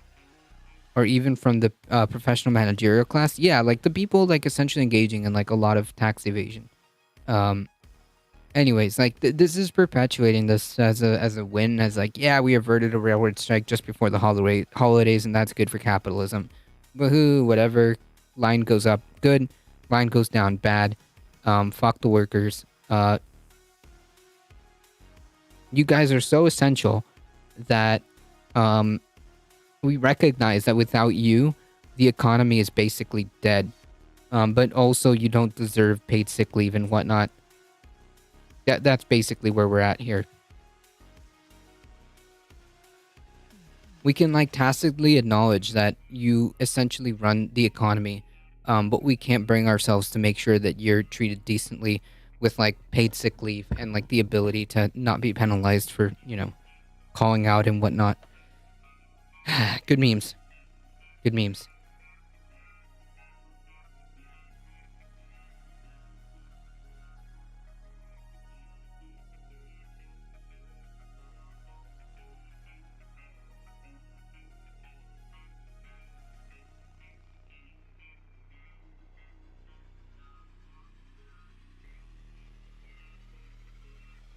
All right, so new update. Trump loss ignites next step for the DOJ investigation. We're gonna run through this one because this is not.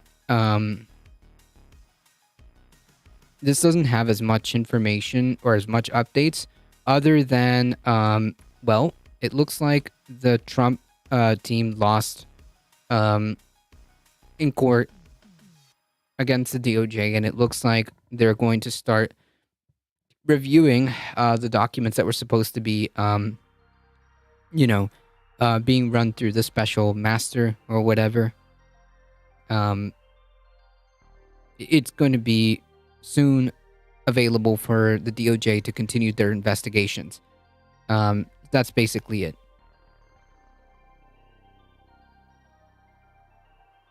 Whether or not something comes out of it, we have no idea. But basically, the update here is that he lost in court with regards to this. So the DOJ is going to have access to these remaining cache of unclassified records, supposedly. We'll see.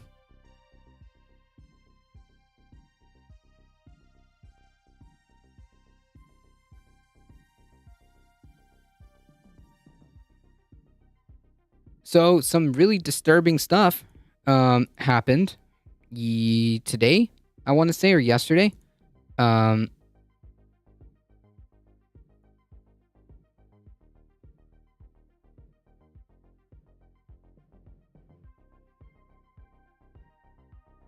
Earlier today, North Carolina power outages caused by gunfire at substations. About 45,000 customers were without power after what an official described as intentional, willful, and malicious attacks on two substations. This is incredibly disturbing. We officially do not have who did it or why. But nonetheless, it is incredibly disturbing. Here's the quarter two. So while it looks at a glance, they made 26% profit and made 3.2 billion while spending set 1.7. If you read the entire thing, you realize that a big chunk of that is from trucking, R&D, and stuff. Yeah, but still, that's the railroad companies making all this money. I mean, like, if you want to be myopic and say, like, you know, this particular operation isn't as profitable.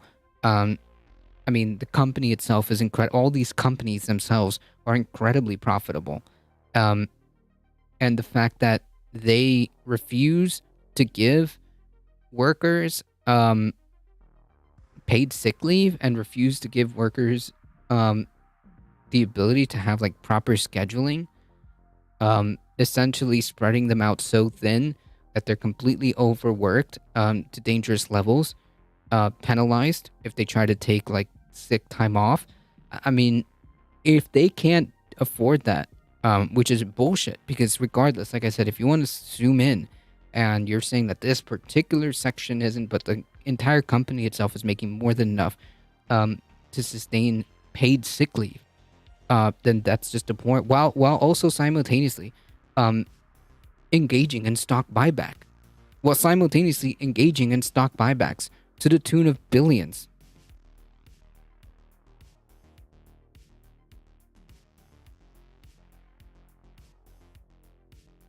I mean, like, their argument doesn't even make sense.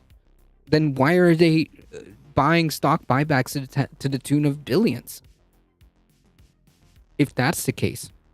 So I just don't buy what they're trying to sell. Regardless if that's their justification, it just doesn't make any sense. Even from their perspective. Because they're worried about cost next year and they want to avoid a huge market dip. Damn. So, in other words, what they're going to engage in stock buybacks to make sure that they can cover their shareholders' asses while leaving the workers out to dry. I mean, like, if that's how it's going to be, especially such a crucial key industry, and then have the audacity to say that they can't pay, you know, the workers sick leave and whatnot, then maybe they shouldn't exist as a private entity. If that's how it's going to be, then maybe they shouldn't exist as a private entity. I'm just saying. I'd argue it'd be worse if the workers strike, or even if just really good workers quit to get better jobs and a train crashes and their stock tank anyways. Right. I mean, like, regardless. Regardless, it's not good. Well, they could solve this problem by just making sure that their workers are good to go. That's it. They'll still be profitable, guaranteed. Guaranteed. And if it's going to be like that, then maybe they shouldn't be in business, and maybe that should be just nationalized since it's such an essential, system. If that's how it's going to be, then I would argue, then I would pose that they should just be nationalized and be done with that, problem right there. Easy peasy. I mean, that's just what I would say. If that's how it's going to be.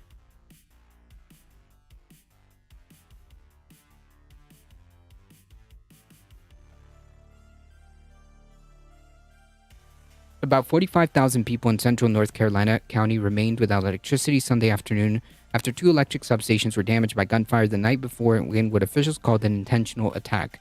The outages across Moore County, roughly 900 miles east of Charlotte, began just as after 7 p.m. on Saturday. The Moore County Sheriff Office said the officials said power could be out until late as Thursday. At a news conference on Sunday, Moore County Sheriff Ronnie Field said that the attack appeared to be targeted, but did not provide further details on a motive or even suspect. The FBI and the North Carolina State Bureau of Investigation were also looking into this attack. The county has declared a state of emergency on Sunday afternoon, including a curfew starting at 9 p.m. To 5 a.m. on Monday. It's not clear whether the curfew could be extended. State Senator Tom McInnes cited below freezing temperatures and dark roads for the need of curfew. It's going to be very dark, very, very, very dark, and it's going to be chilly tonight. We don't need to have anyone. We don't need to have anyone out in the streets. That's the reason for the curfew. The senator said gunfire. The damage. This was done by gunfire. The damage to the electrical equipment was a terrible act, and it appears to be intentional, willful, and malicious. Responding to questions about whether the vandalism was related to a drag show area in the area that had faced backlash, Sheriff Fields said he was unaware of any connection, but the authorities were investigating all possibilities. Is it possible? Yes, he said anything's possible, but we've not been able to tie anything back to that drag show. So in other words, the implication is that they did this to stop a drag show. I mean, we'll definitely find out more information. My home state, the local webs are putting the blame on illegals. Jesus, really? That's gross, Michael Hassler. Imagine your immediate thought process to this is like, yes, it was them illegals. Wow, dude, I got a lot of orange in my state. I'm sorry to hear that. I can sympathize. I can totally sympathize. I live in Georgia, in a pretty ruby red area, so I can completely sympathize. But what is the logic behind going straight to the immigration thing? Jesus, these people watch way too much Fox News, my friend. Way too much Fox News, way too much Tucker Carlson. Jesus Christ. We don't know what why, and we don't even know who yet, which group, if any. If it was one individual or if it was several individuals or if it was a group or not. We don't know. And we don't know why. So I would say that I'm sure that we're going to find out more information soon. That's for sure. Lauren Mather is the executive director of Sandhills Pride, the LGBTQ organization that produced the shows, that while the group had received violent threats leading up to the event, none indicated of any kind of planned attack on the region's power grid. We don't know. Drag shows in general have come under attack recently. Yeah, as we saw, like the fascist Sieg Heiling assholes under the guise of like end grooming or whatever the heck the sign was. It's not about that. It's not about the drag shows. It's about fundamentally like pushing these Nazi far right shit into the mainstream. It's secondary. Like the whole, like, they don't give a shit about protecting children or anything like that. They don't care. Remember, folks, every accusation just ends up being a confession. She said at the show, which was held on Saturday evening in an old movie theater, about 80 miles west of Raleigh, was about 40 minutes in when the power suddenly went out. Members of the audience took their phones to light the room. As one of the performers continued singing a cappella before erupting into a spontaneous rendition of Journey's Don't Stop Believing. It was a beautiful moment, but the show's organizers realized that the vast reach of the power outage, as she called it, off to ensure everybody's safety. Yeah, so that's pretty much where we're at. It was thank you for the follow. I appreciate that. Craft Rect, appreciate that. So if you want a TLDR of what's happening, basically it looks like these substations were attacked intentionally. the question is who and why. Um, that's really it. Who and why. And once we know that, we can make a determination from there.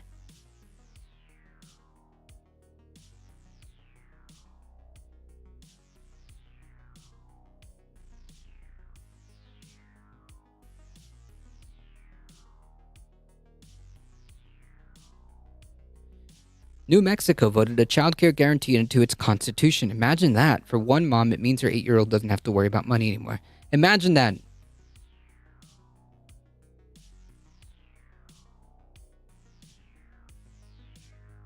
Now here is something that would actually help kids.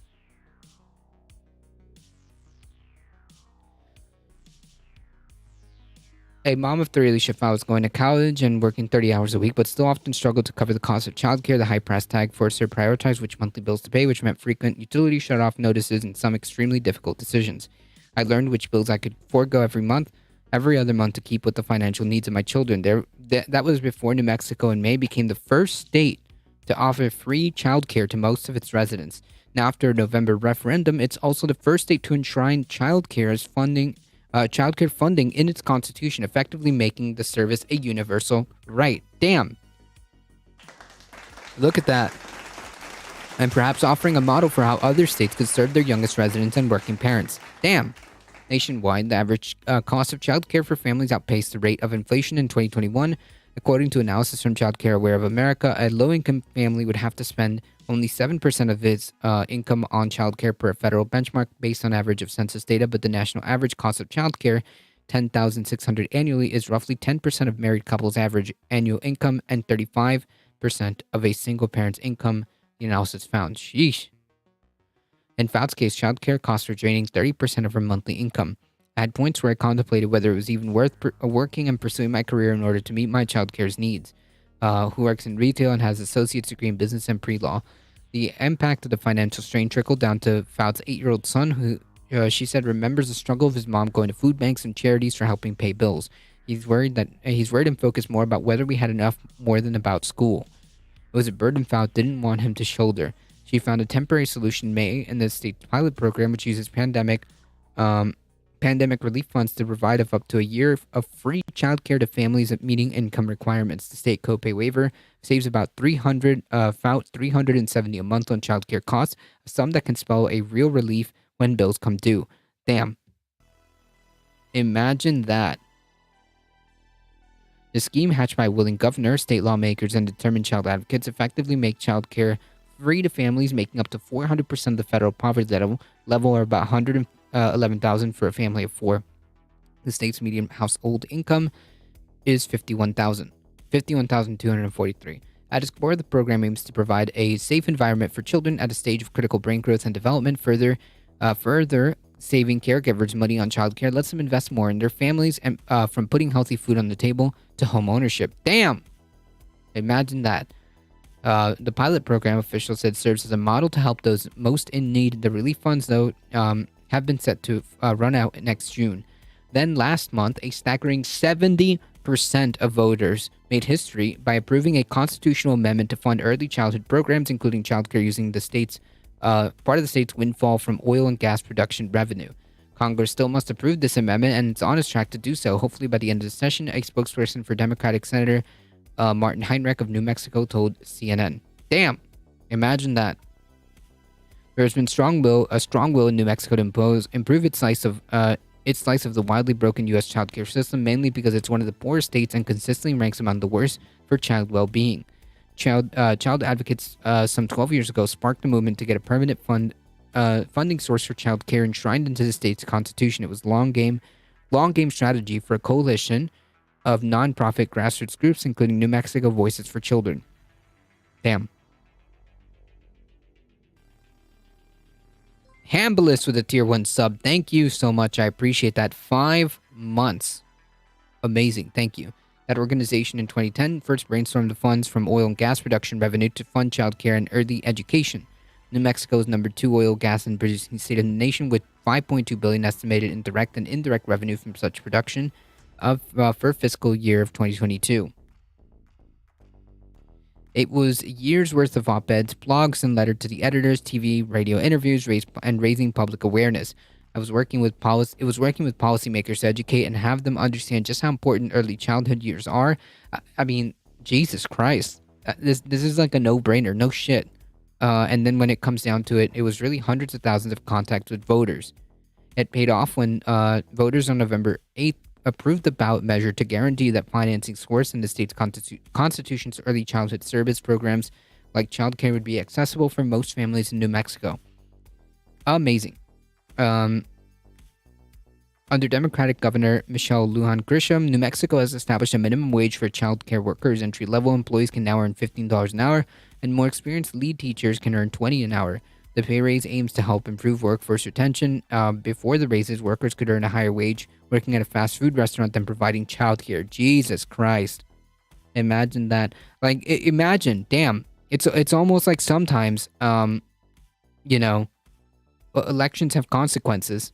And sometimes when you put the question directly to voters, they will choose a more progressive platform when you give it to them, when you give them the choice. A universal childcare social safety net. Congrats to New Mexico. Amazing. I hope that this becomes a model, essentially. And maybe one could even imagine a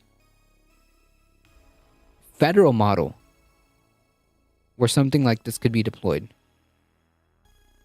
Imagine that. Imagine that.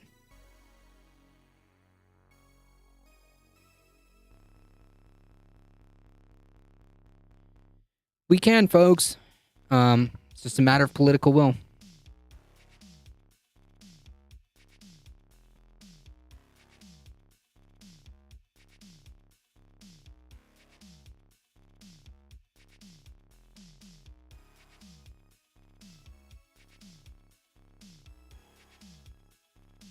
All right, folks, we did it.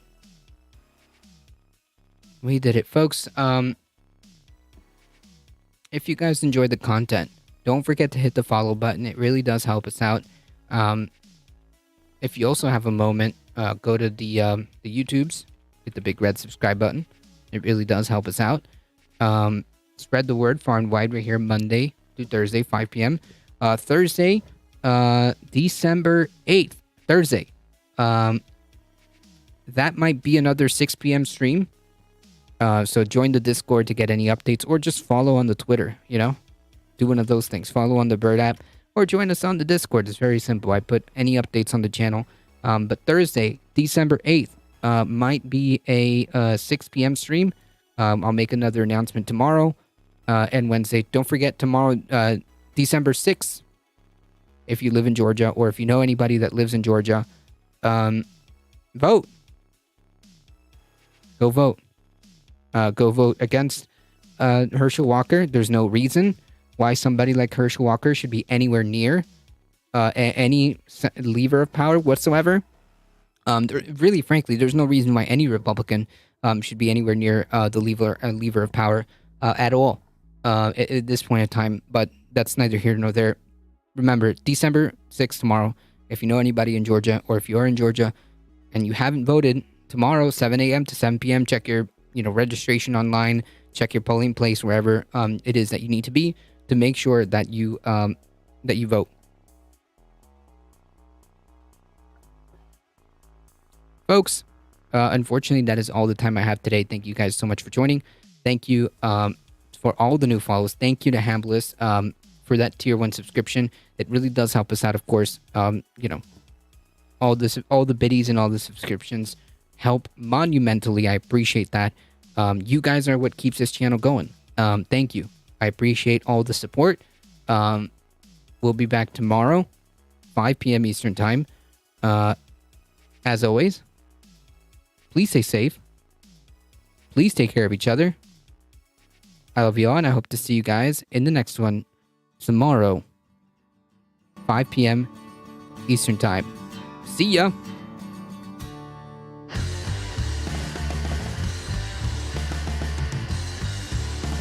All right, folks.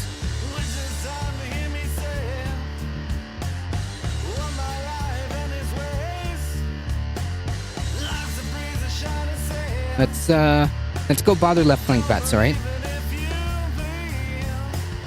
Hang tight, everybody. We're heading out in 5. Hey, thank you for the YouTube sub. I see it. I see it. I see you. Thank you. Keep it up, folks. It really does help us out. We're heading out in 5, 4, 3, 2, 1. See ya.